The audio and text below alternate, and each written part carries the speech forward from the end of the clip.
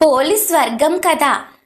కార్తీక మాసం ప్రారంభ దినమైన శుక్ల పాడ్యమి నుండి ప్రతిరోజు కార్తీక దీపారాధన చేసి కార్తీక మాసం ఆఖరి రోజు అనగా మార్గశిర శుక్ల పాడ్యమి గడియల్లో చేయు దీపారాధనను పోలీస్ వర్గ దీపారాధన అందురు. కార్తీక మాస వ్రతం పూర్తయిన తర్వాత మార్గశిర మాస శుద్ధ పాడ్యమి తిథి నాడు పోలి స్వర్గానికి వెళ్ళిందట. ఆమె జ్ఞాపక చిహ్నంగా స్త్రీ పురుషులందరూ ఆనాడు ఈ ఉత్సవం చేసి నదిలో దీపాలు వదిలి తమ కార్తీక వ్రతం పూర్తయినట్లుగా భావించి సంతోషిస్తారు. ఇది ప్రతి సంవత్సరం సాగుతున్నటువంటి సాంప్రదాయం. ఈ రోజు కార్తీక మాసం నెల రోజులు దీపారాధన చేసిన పుణ్యం కలగాలని 31 ఒత్తులు మరియు ఈ రోజుకు సంబంధించి 2 ఒత్తులు కలిపి మొత్తం 33 ఒత్తులను వెలిగిస్తారు. అలానే నదిలో దీపాలను వదిలి పోలిపాడ్యమి పూజా విధానాన్ని తెల్లవారుజామున చేస్తారు. ఈరోజు ఏమి చేయకపోయినా సరే పోలీస్ వర్గం కథను ఎవరైతే వింటారో చెప్తారో వారికి కార్తీక మాసమంతా దీపారాధన చేసిన ఫలితం కలుగుతుంది. మరి విన్నంతని సకల శుభాలు అష్టైశ్వర్యాలు కలిగి పొలిపాడ్యమి వ్రత కథను ఇప్పుడు తెలుసుకుందాం. పూర్వం కృష్ణానది తీర ప్రాంతాన బాదరా అనే గ్రామం ఉండేది. ఆ గ్రామంలో నివసించే వారందరూ సంపన్నులే. పాడి పంటలు భోగభాగ్యాలతో సుఖ సంతోషాలతో ఉన్నారు. ఆ గ్రామంలో చాకలిపోతడి కుటుంబం కూడా ఒకటి నివసించేది. ఇంటి యజమాని పోతడి భార్య పేరు మాలి. ఈమె ఎంతో క్రూరమైన స్వభావం కలది. ఈమెను అందరూ గయ్యాలి అని పిలిచేవారు. వీరికి 5 కుమారులున్నారు. ఆ దంపతులు తన 5 కుమారులకి వివాహం చేశారు. ఇంటిలోని వారంతా కలిసిమెలిసి ఉమ్మడిగానే జీవించేవారు. వారందరిలోనూ చిన్న కోడలి పేరు పోలి. ఆమెకు చిన్ననాటి నుంచే దైవం మీద అపారమైన భక్తి. పూజలన్నా వ్రతాలన్నా నోములన్నా ఆమెకు విశేషమైన ఆసక్తి. పోలి అత్తగారి ఇంట్లో ఎంతో భయభక్తులతో ఉండేది. ఇంటికొచ్చిన అతిథులను బంధువులను ఎంతగానో గౌరవించి ఆదరించేది. దీంతో బంధువులందరికీ పోలి అంటే చక్కటి ఆప్యాయత ఏర్పడింది. ఆమెను ఎంతగానో ప్రశంసించేవారు. చిన్నప్పటి అలవాటును కొనసాగిస్తూ పోలి అత్తగారింట్లో కూడా పూజలు నోములు చేసేది. ప్రతినిత్యము వేకువజామునే లేచి కాలకృత్యాలు తీర్చుకుని పరిశుభ్రమైన వస్త్రాలు ధరించి తమ శక్తి కొద్దీ పూలు పండ్లు తీసుకువచ్చి పూజలు చేసేది. ముత్తైదువులకు పసుపు కుంకుమలు పెట్టేది. దీంతో ఉత్తమ భక్తురాలిగా పోలి చక్కటి పేరు సంపాదించుకుంది. ఈ వ్యవహారమంతా పోలి అత్తగారికి నచ్చలేదు. తనకన్నా గొప్ప భక్తులు ఇంకెవ్వరూ లేరని ఆమెకు అహంభావం. ఆచారాలు పాటించే హక్కు ఆ ఇంట్లో తనకు మాత్రమే ఉందని వాదించేది. పోలికి మంచి పేరు రావటం చూసి ఓర్చుకోలేకపోయింది. పోలి చేస్తున్న పూజలకు ఆటంకాలు కలిగించేది. ఈ విషయాన్ని మిగిలిన కోడళ్లంతా గ్రహించారు. దాంతో వారంతా ఆమె మెప్పు పొందేందుకు ఆమె ఎంత అంటే అంత అంటూ వంత పాడేవారు. దాంతో ఆమె చిన్న కోడల్ని వదిలి ఎక్కువగా ప్రతి విషయంలోనూ 4 కోడళ్లతోనే కలుపుగోలుగా ఉండేది. వారందరూ ఇంట్లో పని అంతా ఆమెకి అప్పగించి తాము మహారాణుల్లాగా కూర్చునేవారు. ఏ ఉత్సవాల్లోనూ వేడుకల్లోనూ పూజల్లోనూ ఆమెను కలుపుకునేవారు కాదు. తనకు జరుగుతున్న అన్యాయాన్ని భర్తకు చెప్పుకుందామన్నా అతను కూడా అమ్మ మాటకు ఎదురాడలేక బదులు పలికేవాడు కాదు. మామగారు కూడా అంతే. దాంతో ఆ ఇంట్లో అత్త చెప్పిందే వేదం. ఇదిలా ఉండగా పవిత్రమైనటువంటి కార్తీక మాసం వచ్చింది. కార్తీక మాసం రాగానే గ్రామంలోని వారందరూ కార్తీక మాస స్నానాలు చేయటానికి కృష్ణా నదికి పోతున్నారు. నదిలో స్నానం చేసి పవిత్రులై తీరమున దీపములను వెలిగిస్తూ పూజలు చేస్తున్నారు. ఊరి జనమంతా కార్తీక స్నానానికై వెళుతుంటే పోలి అత్తగారు తమ చిన్న కోడలైన పోలిని ఇంట్లో వదిలి మిగతా కోడలతో కలిసి అత్తగారు పెద్ద ఆడంబరంగా తెల్లవారుజాముని నది స్నానానికి వెళ్ళి పూజలు దానా ధర్మాలు చేసి నేను ఎంత చేశానంటే నేను ఎంత చేశా అని గొప్పలు చెప్పుకుంటుండేవారు. నది స్నానానికై వెళ్ళిన వారు భక్తితో ఆ కార్తీక దామోదరుణ్ణి తలుచుకుని స్నానము చెయ్యకుండా పోలి ఇంటి వద్ద పాలను తాగుతుందేమో, పెరుగు వెన్న తింటుందేమో, లేదా వాటిని అమ్ముకుని సొమ్ము చేసుకుంటుందేమో అని మనసులో అనుకుంటూ పోలిని తిట్టుకుంటూ భక్తి లేకుండా కేవలం డాబుకు పోయి గొప్పల కోసం మాత్రమే నదీ స్నానము దీపారాధన చేసేవారు. ఇలా ఉండగా ఒకనాడు పోలి తన అత్తగారితోనూ తోటికోడళ్లతోనూ ఇలా అంటుంది, దయచేసి నన్ను కూడా మీతో పాటు రానివ్వండి. చిన్నప్పుడు చక్కగా శివాలయంలో అర్చన చేసుకునేదాన్ని. కార్తీక స్నానం చేశాక దీపాలను వెలిగించుకునేదాన్ని. నదీ స్నానం చేసి కార్తీక మాస వ్రతాన్ని ఆచరించాలని ఎంతో కోరికగా ఉంది. దయచేసి నాకు కూడా పూజ చేసుకునే అవకాశాన్ని ఇవ్వండి అని అడగగా అత్తగారు పోలిని గసిరి, నీ ముఖానికి కార్తీక స్నానం ఒకట, నోరు మూసుకుని ఇంట్లో పడుండు. స్నానం లేదు దానం లేదు. ఇంట్లో ఉండి బట్టలు ఉతుకు, ఆవులకి గడ్డి వెయ్యి, పేడ తీసి పిడకలు చెయ్యి, పాలు పితుకు, పాలు కాచు, పెరుగు చిలుకు, ఇలా ఇంటి పనులన్నీ అప్పగించి వెళ్ళేవారు. వారు తిరిగి వచ్చేలోగా చిన్న కోడలు తమకు తెలియకుండా ఇంటిలో ఎక్కడ దీపం పెడుతుందోనన్న అనుమానంతో దీపం పెట్టేందుకు కావలసిన సామాగ్రి ఏది ఇంట్లో లేకుండా జాగ్రత్త పడి మరి నదికి వచ్చేది. ఇక ఏమి చెయ్యాలో తెలియక పోలి ఇంటి బాధ్యతలను ఇంటి పనులను చేస్తూ ఆ కార్తీక దామోదరుణ్ణి మనసులోని తలుచుకొని ఇలా అనుకుంది, దీనరక్షక గోవింద జనార్దన స్వామి దీనబంధు, నేనేమి చేయగలను? అశక్తురాలను. నా అత్తగారు తోటికోడళ్ళు నన్ను విడిచి నదీ తీరమునకు పోయి స్నానం దీపారాధన చేస్తున్నారు.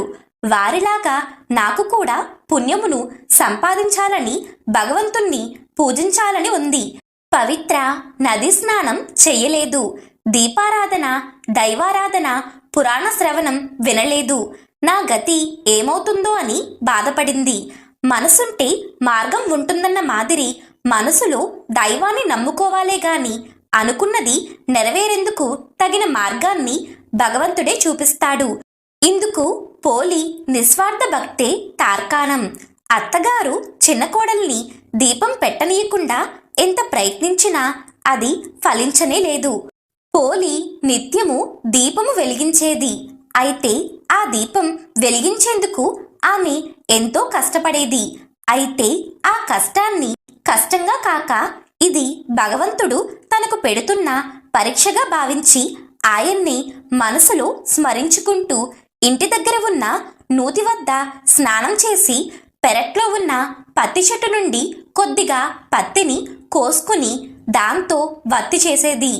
ఆ వత్తికి మజ్జిగ చిలికి వెన్న తీయగా చివరన కవ్వానికి అంటిన వెన్నను రాసి అరటి దొప్పల్లో దీపాన్ని వెలిగించి ఆ దీపాన్ని తులసికోట వెనకాల పెట్టి ఓం నమో నారాయణాయ నమః అని భక్తి శ్రద్ధలతో ఒక నమస్కారం చేసి, స్వామి పుండరీకాక్ష గోవింద నేను అసక్తురాలను, నాపై అనుగ్రహం ఉంచుము అని పోలి ప్రార్థించి మళ్ళీ పనిలోకి చొరబడేది.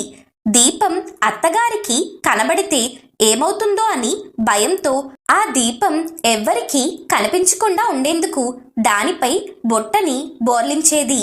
ఇలా కార్తీక మాసం 4 రోజుల పాటు పోలి ఎటువంటి ఆటంకం లేకుండా నిర్విఘ్నంగా దీపాలు వెలిగించి పూజలను చేసింది.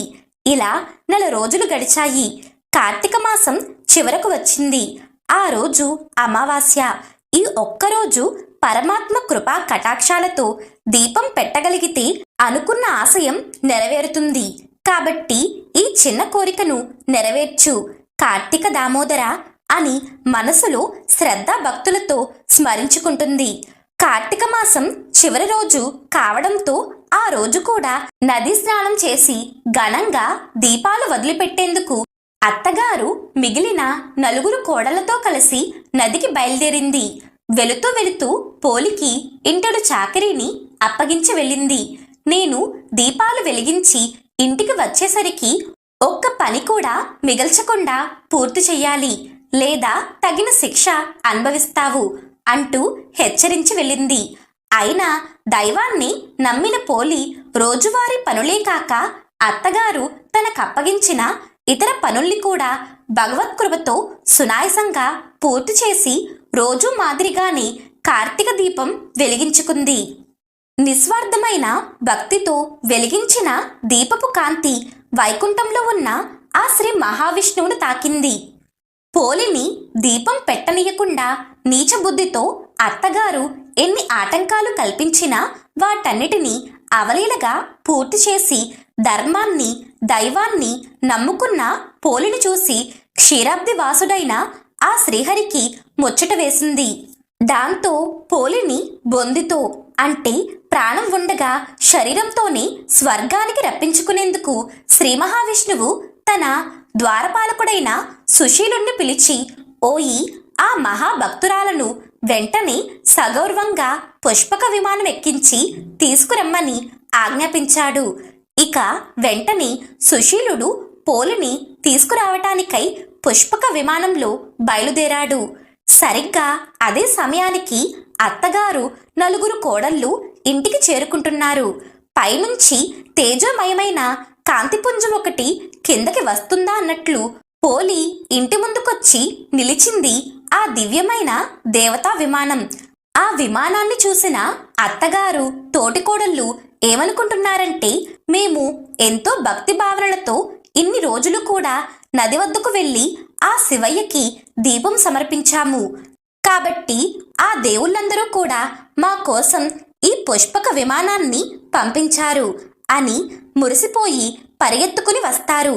అంతలోగా సుశీలుడు ఆ పుష్పక విమానాన్ని దిగి పోలి వద్దకు వచ్చి ఆమెతో ఇలా అంటాడు, ఓ సాధ్వి, మంచి నడవడిక గల ఉత్తమురాలా, నిన్ను వెంటనే వైకుంఠానికి తీసుకుని రమ్మని శ్రీ మహావిష్ణువు నన్ను పంపించారు. నీవు వెంటనే ఈ విమానమెక్కు అని ఆమెను బంగారు విమానం ఎక్కించాడు. పోలి ఆ విమానం ఎక్కగానే దివ్య వస్త్రాభరణాలతో దేవతల స్త్రీలాగా మెరిసిపోయింది. అయితే అది తమ కోసమే వచ్చిందనుకుని భ్రమిస్తూ మురిసిపోతున్న అత్తగారి ఆశలన్నీ అడియాసలయ్యాయి. అత్తగారు కోడళ్ళు దేవదూతలను చూసి ఇలా అడుగుతున్నారు, మేము కార్తీక మాసం నెల రోజులు కూడా స్నానాలు దానాలు వ్రతాలు చేశాము, ఈ పోలి ఏమీ చెయ్యలేదు, అయినా ఈమెకు స్వర్గలోక ప్రాప్తి ఎలా లభించింది? అన్ని పూజలు చేసినా మాకు ఏమీ లేకపోవటమేమిటి అని ప్రశ్నించారు. దానికి వారు ఈ విధంగా సమాధానం చెప్తున్నారు. ఈ పోలి భక్తి శ్రద్ధలతో మనసులో కార్తీక దామోదరుణ్ణి నిలుపుకుని వీలున్నంతలో ఆవు వెన్నతో దీపం పెట్టి మొక్కింది. ఆమెను దీపం పెట్టనీయకుండా దుర్బుద్ధితో ఎన్ని ఆటంకాలు కల్పించినా అన్నిటినీ తన అచంచలమైన భక్తితో అధిగమించి కార్తీక మాసం నెల రోజులు ఒక్కరోజు కూడా మానకుండా దీపం పెట్టిన పోలి శ్రద్ధాభక్తికి పరంధాముడు ఎంతగానో పరవశించాడు. మీరు ఆడంబరాల కోసం ఒకరి చూసి మెచ్చుకోవాలని అభిప్రాయంతో స్నానాదులు చేశారు, అందుచేత మీరు చేసిన దానికి ఫలితం అంతంత మాత్రమే. భగవంతునికి కల్మషం లేని మనసు, ఆడంబరం లేని పూజ, నిర్మలమైన భక్తి తప్ప మరేమీ అవసరం లేవని దేవదూతలు వివరించారు. ఎలాగైనా పోలితో పాటు తాము కూడా స్వర్గానికి వెళ్ళాలని అనుకుంటూ అత్తగారు పోలి పాదాలు పట్టుకుంది. ఇలా నలుగురు వరుసగా ఒకరి పాదాలు ఒకరు పట్టుకున్నారు. ఇక పుష్పక విమానం నడుపు సుశీలుడు వాళ్ళను చూసి వారు పోలికి పెట్టిన బాధలను గుర్తుకు తెచ్చుకున్నాడు. వాళ్లతో ఇలా అన్నాడు, మీరు పోలిని అనేక విధాలుగా బాధించారు, మీరు దుష్టులు, మీరు మనసు లగ్నం చెయ్యక పోలిని తిడుతూ నది స్నానం, దీపారాధన, పూజ, పురాణ శ్రవణం చేశారు. అలా మనసు లగ్నం చెయ్యని పూజ వృధా, కాబట్టి మీరు వైకుంఠానికి రావాల్సిన వారు కాదు. మీకు కుంభీపాక రౌరవాది నరకములే మీకు తగినవి అని చేతిలో ఉన్న కత్తితో అత్త చేతులను నరికాడు. అప్పుడు ముగ్గురు కోడళ్ళు కూడా కింద పడ్డారు. ఇక సుశీలుడు మిక్కిలి ఆనందంతో పోలిని వైకుంఠానికి తీసుకుని పోయాడు. ఈ విధంగా పోలి శ్రీ మహావిష్ణువు దయకు పాత్రురాలైంది. పోలి యొక్క వృత్తాంతం వినటం వల్ల మనకు ఈ విషయాలు అవగతమవుతున్నాయి. భగవంతుని యందు నిర్మలమైన భక్తి ఉండాలి. ఆ భక్తిలో తన్మయత్వం ఉండాలి. పూజలో ఆడంబరాలు కాని, పూజ చెయ్యువారి ఆడంబరం కాని భగవంతుణ్ణి తృప్తిపరచవు. ఎదుటి వారిని చూసి అసూయపడుట, వారిని బాధించుట భక్తులైన వారికి ఉండరాదు. అలాంటి స్వభావం కలిగినదే అత్తమాలి. పరిశుద్ధమైన భక్తి మాత్రమే నిరాడంబరమైనను భగవంతునికి ప్రీతి కలిగిస్తుంది. దిక్కులేని వారికి దేవుడే దిక్కు. కావున మనలో ప్రతి ఒక్కరూ అసూయ, ద్వేషాలను విడిచిపెట్టి నిర్మలమైన భక్తితో ఉన్నంతకాలం మనకు ఎటువంటి ఆపద కలగదు. భగవంతుడు మనల్ని దీవిస్తాడు. కాబట్టి భక్తితో ఉన్నంతలో యథాశక్తిగా భగవంతుణ్ణి చేరుటకు పోలివలే ప్రయత్నించాలి. మాలి మున్నగు వారు సంసారంలోని మాయకు గుర్తులు కాగా, పోలి నిర్మల నిశ్చల భక్తికి ప్రతీక. అలాంటి నిశ్చల భక్తికి కులము, ధనముతో పనిలేదు. మనం కూడా అలాంటి నిశ్చలమైన భక్తి కోసం ప్రయత్నించాలి. అహంకారాన్ని వీడి నిష్కల్మషమైన మనసుతో ఏది చేసినా దాన్ని పరమాత్మ స్వీకరిస్తాడని, అదే ఆయనకు ప్రియమని తెలుసుకోవాలి. ఆచారాన్ని పాటించాలన్న మనసు ఉన్నప్పుడు మార్గం దానంతట అదే కనిపిస్తుందని చెప్పటం ఈ కథలోని ఆంతర్యంగా తోస్తుంది. భగవంతుణ్ణి కొలుచుకోవటానికి కావలసింది శ్రద్ధే కాని ఆడంబరం కాదని సూచిస్తుంది. అన్నిటికీ మించి అహంకారంతో సాగే పూజలు ఎందుకు కొరగానివని హెచ్చరిస్తుంది. భగవంతుని దృష్టిలో మానవులంతా ఒక్కటే. ధనికుడు, పేద, ఆడ, మగ మొదలైన భేదాలేవి ఆయన చూడడు. నిర్మలమైన మనసుతో తనను ఆరాధించే భక్తులను ఆయన తప్పకుండా అనుగ్రహిస్తాడు. భక్తితో చేసే పూజ భగవంతునికి ఎంతో ప్రీతికరం. అనవసరమైన ఆడంబరాలు ఆయనను సంతోషపరచలేవు. ఎంతో ధనాన్ని ఖర్చు పెట్టి ఎంతో వైభవంగా పూజలు చేసినప్పటికీ మనసులో కల్మషం ఉంటే ఆయన ఆ పూజలకు ఫలితాన్నివ్వడు. భక్తితో పెట్టిన చిన్న దీపాన్నైనా నిండు మనసుతో స్వీకరించి ఆ భక్తులకు మోక్షాన్ని ప్రసాదిస్తాడు. పోలి స్వర్గానికి వెళ్ళిన ఇతి వృత్తాంతమే ఇందుకు నిదర్శనం.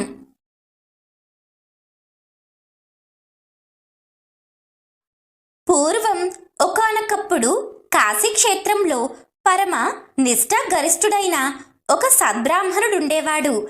అతనికి అత్యంత సౌందర్యవంతురాలైన, దుర్గుణాలకు నిలయమైన, కులాచారములందు భక్తి లేని కర్కస అనే పేరుగల కుమార్తె ఉండేది. ఆమె రూపం అందంగా ఉన్నప్పటికీ మనసు మాత్రం ఎంతో దుష్టబుద్ధి కలది. తన మాటలు ఎవరినైనా గాయపరిచేలా ఉండేవి. ఎవరి పట్ల కరుణ లేకుండా కర్కశంగా మాట్లాడేది. ఎవరు సహాయం చేసినా ధన్యవాదం చెప్పేది కాదు. ఎవరి బాధను అర్థం చేసుకోలేదు. అందుకే అందరూ ఆమెను కర్కశ అని పిలిచేవారు. కర్కశ అంటే కఠినమైన హృదయం ఉన్న స్త్రీ అని అర్థం. కర్కశను మంచి దారిలో పెట్టాలని తండ్రి నయానా భయానా ఎన్నో విధాలుగా ప్రయత్నించి విఫలమయ్యాడు. యవ్వనవతి అయిన ఆమెను సౌరాష్ట్ర దేశస్థుడైన మిత్రశర్మ అనే బ్రాహ్మణులకు ఇచ్చి వివాహం జరిపించాడు. మిత్రశర్మ శాంత స్వభావం కలవాడు. వేద పారాయణం, పూజ, యజ్ఞాలలో నిమగ్నుడై ఉండేవాడు. కాని తన భార్య కర్కశ తన దుర్మార్గ ప్రవర్తనతో ఆ పుణ్యాత్ముడిని కూడా బాధించేది. ఆమె మాటలు, తన చేష్టలు చూసి మిత్రశర్మ మౌనంగా భగవంతుణ్ణి ప్రార్థించేవాడు. ఎన్నోసార్లు తన భార్యకు హితబోధ చేశాడు. కాని కర్కశ మాత్రం తన భర్త మాటల్ని ఎప్పుడూ పట్టించుకునేది కాదు. కాలం ఎప్పుడు ఒకేలా ఉండదు కదా. కొంతకాలం గడిచేసరికి ఆమె పాపకార్యాలు పెరిగాయి. చివరికి ఒక భయంకరమైనటువంటి ఒక అంతుచిక్కని వ్యాధి వచ్చి తన శరీరాన్ని నశింపచేసింది. ఎలాంటి పరిస్థితి వచ్చిందంటే ఎవ్వరూ తన దగ్గరకు రాలేకపోయారు. అలాంటి దుర్బలమైన పరిస్థితి. చివరికి బాధతో తపించి అక్కడికక్కడే మరణించింది. తన పాపాలు ఫలితంగా కర్కస నరకలోకాన్ని చేరుకుంది. అక్కడ కొన్నాళ్లపాటు శిక్షను అనుభవించి తిరిగి ఆ పాప ఫలితంగా ఒక శునకంగా, అంటే ఓ కుక్కగా మరొక జన్మలో పుట్టింది. అది సాధారణమైన జన్మ కాదు. ఆకలి దాహంతో తిరిగే ఒక దుర్గతి జీవితం. తన గత జన్మ జ్ఞాపకం లేకుండా రోజంతా ఆహారం కోసం తిరిగేది. ఏది దొరికితే అదే తింటూ ఎప్పుడూ వేలాపాల లేకుండా తిరుగుతూ ఉండేది. ఒకనాడు కుక్కగా పుట్టిన ఆమె ఆకలితో నకనకలాడుతూ ఆహారం కోసం అల్లాడుతూ తిరుగుతుంది. ఆ రోజు కార్తీక సోమవారం. కార్తీక సోమవారం కనుక గ్రామంలోని అన్ని ఇళ్లలో కూడా శివపూజలు, దీపారాధనలు, అలాగే వ్రతాలు జరుగుతున్నాయి. అన్ని ఇళ్లల్లోనూ ఉపవాసం, శివభజన యొక్క ధ్వనులతో ఆ వాతావరణమంతా పవిత్రమైంది. కానీ ఆ శునకానికి ఆ రోజు చాలా ఆకలి వేసింది. ఆహారం కోసం ఎంతగానో ప్రయత్నించింది. కానీ ఆ రోజు ఎక్కడా ఆహారం దొరకలేదు. పగలంతా తిరిగినా సరే ఏదీ తినలేక ఆకలితో అలమటించింది. అది కూడా ఆ పరమాత్మ అయిన పరమేశ్వరుని యొక్క సంకల్పమే. ఎందుకంటే ఆ రోజు అది యాదృచ్ఛికంగా ఉపవాసం చేసింది. ఆ విషయం తనకు కూడా తెలీదు. ఇక సాయంత్రం వేళ అయ్యాక మళ్ళీ వేదన పడి తిరుగుతూ ఉంటే ఒక వేద పండితుడు తన సోమవార వ్రతాన్ని పూర్తి చేసుకుని శివుడికి నైవేద్యం పెట్టాడు. ఆ ఆచారంలో భాగంగా కొద్దిగా అన్నం ముద్ద బయట ఉంచాడు. దేవునికి సమర్పణ, అలాగే భూత ప్రేతాలకు దానం అనే ఉద్దేశంతో దాన్ని బయట పెట్టాడు. ఇక అప్పటికే ఆహారం కోసం వెతుకుతూ వచ్చిన ఆ శునకం ఆ అన్నం ముద్దను చూసింది. తన ఆకలి తీర్చుకోవటానికి వెంటనే దానిని తింది. ఆ ముద్ద శివ నైవేద్యంగా ఉన్నందున అది పుణ్యప్రసాదం. ఆ ముద్ద తిన్న వెంటనే ఆ శునకానికి తన గత జన్మ జ్ఞాపకం వచ్చింది. తను మునుపటి జన్మలో కర్కస అనే స్త్రీ అని, తన దుర్మార్గపు అలాగే దారుణమైనటువంటి ప్రవర్తన కారణంగా ఈ జన్మలో తాను శునకంగా, అంటే కుక్కగా పుట్టాను అని గుర్తుపట్టింది. తన పరిస్థితిని చూసి ఆ శునకం రోదిస్తూ ఆ వేద పండితుడి ఎదురుగా వచ్చి నిల్చుంది. అద్భుతంగా అది మనిషి యొక్క భాషలో మాట్లాడటం మొదలుపెట్టింది. అలా ఆ శునకం మాట్లాడటానికి కారణం కూడా శివ నైవేద్యాన్ని స్వీకరించటం. కుక్క రూపంలో ఉన్న కర్కస ఆ వేద పండితునితో ఇలా అంటుంది: ఓ పండిత మహాశయ, నేను పూర్వ జన్మలో కర్కస అనే స్త్రీని. నా భర్త వేద పండితుడు. తన పేరు మిత్రశర్మ. కానీ నేను అతన్ని, సమాజాన్ని, అందరినీ బాధ పెట్టాను. పాప బంధనంలో ఇరుక్కున్నాను. ఇప్పుడు దేవుని కృపతో నాకు గత జన్మ గుర్తుకు వచ్చింది.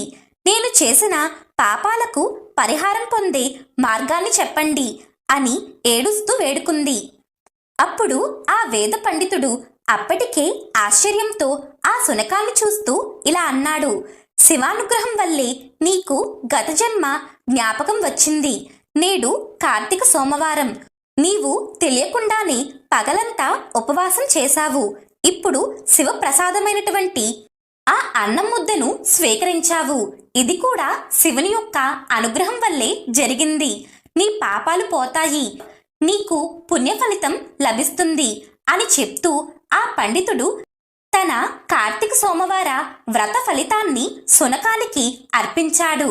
అంతే, ఆ క్షణంలోనే శునకం దేహం వదిలి అది దివ్య శరీరంతో ఆకాశ మార్గంలో కైలాసానికి వెళ్ళిపోయింది. దేవతలు హరహర మహాదేవ అని నినాదం చేశారు. ఆకాశం నిండా మంగళధ్వనులు వినిపించాయి. పండితుడు ఆశ్చర్యపోయాడు. అతను పరమశివునికి నమస్కరించాడు. ఇక అప్పటి నుంచి కూడా ప్రతి కార్తీక సోమవారం నాడు శివారాధన, ఉపవాసం ఒక మహోత్సవంగా జరుపుకుని ఆచారం మొదలైంది.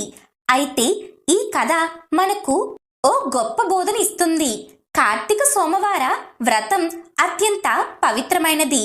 భగవంతుని యొక్క ప్రసాదాన్ని స్వీకరించడం కూడా పాప విమోచనానికి దారి చూపిస్తుంది. శివుని పైన భక్తి ఉంటే భగవంతుడు ఏ జన్మలో అయినా మనకు రక్షణ ఇస్తాడు.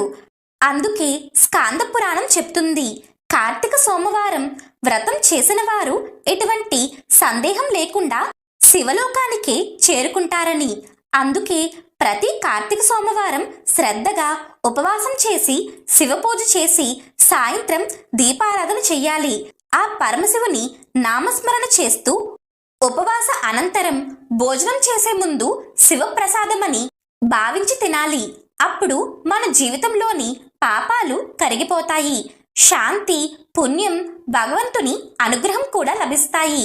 ఎవరైతే కార్తీక సోమవారానికి సంబంధించిన ఈ విశేషమైనటువంటి వ్రతాన్ని ఆచరిస్తారో వారికి శివలోక ప్రాప్తి తప్పకుండా గమ్యమవుతుంది.